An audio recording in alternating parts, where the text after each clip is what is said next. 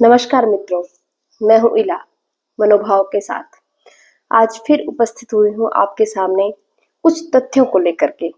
जैसा कि कल मैंने आपसे संस्कृत दिवस के बारे में काफी सारी बातें की थी। आज मैं यहाँ पर आपके लिए कुछ प्रमाण लेकर आई हूँ कि क्या सच है कि विदेशों में इस संस्कृत भाषा को बहुत ही अधिक महत्व दिया जा रहा है। मेरे इस बात को जानने के लिए ये वीडियो देखिए। नमस्ते दोस्तों।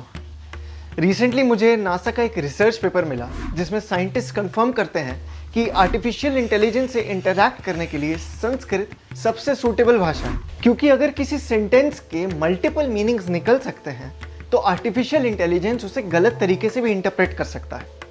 इसीलिए हर सेंटेंस का एक अनएम्बिगुअस रिप्रेजेंटेशन जरूरी है और संस्कृत ही इस समस्या को ओवरकम कर पाती है because of its rich grammatical heritage. भारतीय ग्रामेरियन पनीनी ने संस्कृत के 3900 से ज्यादा रूल्स लिखे थे 4th सेंचुरी बीसी में।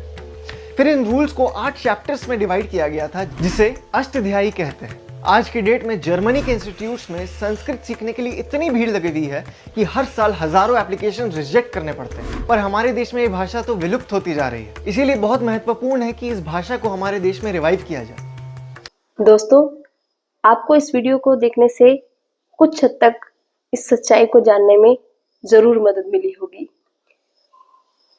यहाँ पर इन भाई साहब ने जो भी कहा है उसमें कुछ उनकी जो शब्दावली है, जैसे कि पाणिनि को पनिनी कहना और अष्टाध्यायी को अष्टध्यायी कहना कुछ हद तक गलत है, परंतु उसके अतिरिक्त यहाँ पे जो तथ्य बताए गए हैं वो एकदम सही हैं। अगर आप अभी भी मेरी बात से सहमत नहीं हैं तो इस वीडियो को और जरूर देखिए और फिर जानिए। जिस वेद पर जर्मन रिसर्च कर रहा है, जिस वेद पर अमेरिका रिसर्च कर रहा है, जिस वेदों को पढ़ने वाले लोगों की किताबों को ऑक्सफोर्ड यूनिवर्सिटी अपने सिलेबस में ऐड किए हुए है, उस वेद को आज भारतीय लोग नहीं पढ़ना चाहते।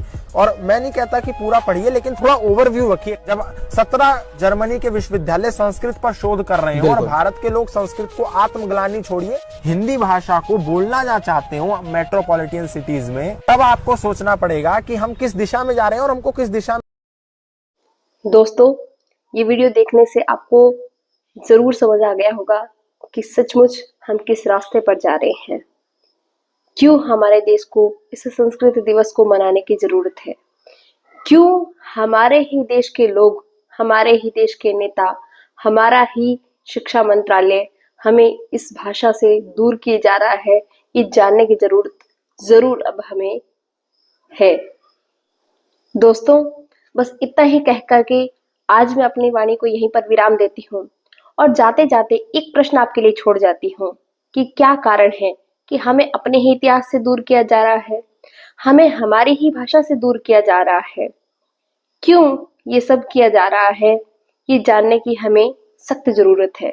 अगर आपके पास इससे संबंधित कोई भी विचार है, कोई भी उत्तर है, तो मुझे अपना कीमती सुझाव, कीमती उत्तर, कीमती समय दे करके मेरे कमेंट बॉक्स में लिख करके जरूर भेजिएगा।